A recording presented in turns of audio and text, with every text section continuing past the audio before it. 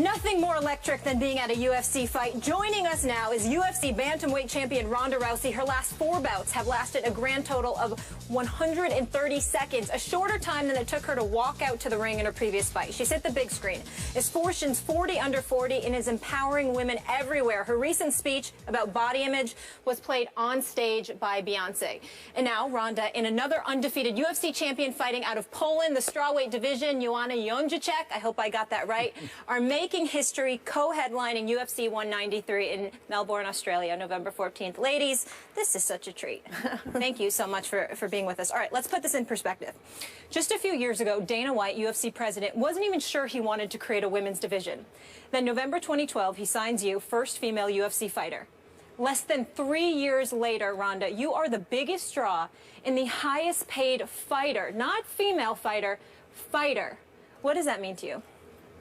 It's really encouraging, you know. It was something I really worried about in the beginning, that it wasn't just to get into the UFC, but it was to get into the UFC and perform. And it was an experiment in the beginning, and I just wanted to do well enough just to hang in there so that I could, you know, I could justify even having a job. And now it's gotten to the point where it's like I thought I was dreaming ridiculously big before, but now we're having to get creative. It's amazing. Ronda, I appreciate you being on the show. Thank you and Joanna. Let me say this to you. I love the fact that you're sitting in my chair, because all you did was confirm that that chair is reserved for champions. So thank you for sitting right where you're sitting. I'm about to steal your mug. I hope you're okay with that. Yes, I am. Yes, I am. But let me ask you this question. I'm wondering how excited you are about still fighting, being the champion that you are. How excited are you about fighting compared to when you first started? I'm really interested in knowing your zest for doing what you're doing, since you're so successful at it and you're making it look so easy. You know, I get more and more excited for every fight, because there's more on the line for every single fight. You know, I have more to lose every single fight.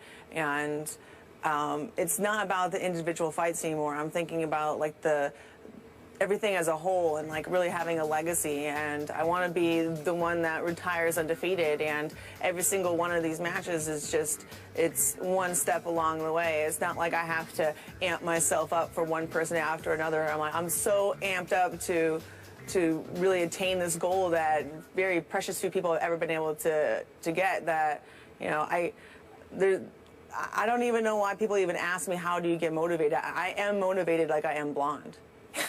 I like that. So, I like that too. Yeah. Obviously, you continue to annihilate opponents. Can you describe to us the zone you were in, say, 5 minutes before a fight? Where are you mentally, psychologically? Do you even know where you are, or are you just lost in that zone? No, mentally, I feel like I'm back where I belong. I know that I deserve to win, and that I'm the best at what I do, and that it just seems like all the time that passed between the last time I fought wasn't even there. Like every single time I get in there, I'm like, I was just here. That's that feeling that I have, like there was no months in between or training in between. It seems like I was just there yesterday.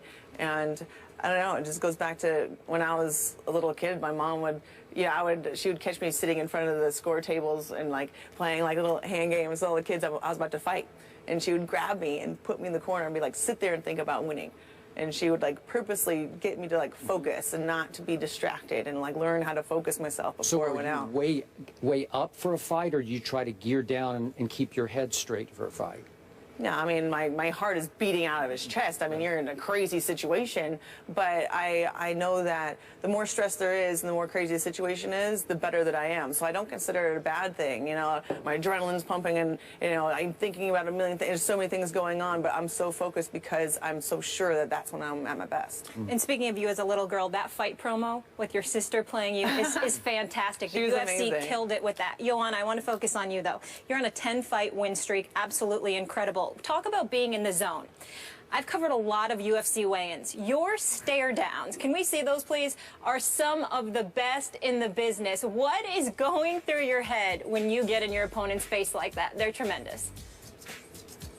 It's just me, you know, emotions, so I'm natural, but it's some story about, you know, I had some fight in Suriname there were some half Dutch, half Suriname girl. So she said live on TV that I'm little girl and she gonna beat me. And so I was like, okay, I'm ready, let's do this. So she was kind of short. So I went down and I bring her eyes higher, and that's why I'm doing this, you know, but it's all me, all emotions, so yeah. I love it, up in her grill. Stephen A. No, I'm just, listen, I'm just happy that they're both on the show. I just wondered, like, I see so many, we make so much of guys where they go into the ring and they're not just about trying to win. In a lot of instances, they're about trying to hurt folks. And I'm wondering, for the both of you, is that your attitude? Do you just want to win, or do you find yourself on occasion literally wanting to hurt somebody? Because I know for a fact Ronda came across that way, particularly when she went to Brazil for that fight. You wanted to hurt that lady. You did not want to just beat her. I'm wondering how often, how prevalent that attitude is. Well, one of my favorite books ever is Ender's Game, and I was reading it when I was in the 7th grade, and I read it like every year for several years. And one of my favorite things in the book was he wasn't a malicious person or anything like that, but in the effort to protect himself, every fight that he got into, he had to win it in such an overwhelming way that he would win all of the future fights. That person would never come back. And that's kind of what I'm trying to do. You know, I'm trying to win in such a big way that person, all of their hope of ever trying to come back ever again is just crushed. And it's better for both of us because, you know, that one fight, it keeps it from going on and on and on. I'm just trying to make it definite and put a stamp on it and be like, okay, this chapter of your life is over, and I'm moving on. So last time you were here was just before the Pacquiao-Mayweather fight, and you picked Manny to win the fight. You divulged you're obviously friends with him and that camp. How did you see that fight, and would you like to see a rematch? To be honest, I was supposed to go to that fight in person. And the day before, I got diagnosed with pneumonia. Oh. And so, yeah, I was on all kinds of medication that, like, caused drowsiness. I was trying my best to watch it, and I fell asleep like 5 times. I had to, like, keep getting woken up again, and then I would pass back out. Maybe it was best that you passed out. I think some other people pass out a little bit, That's too. what I've heard. So I don't know if I would demand a rematch, but, you know, I can't really say firsthand because, you know, I was literally, like, it was the worst, like, the most sick that I could ever remember being. Wow. Yeah. Fair enough. Look at this, Skip.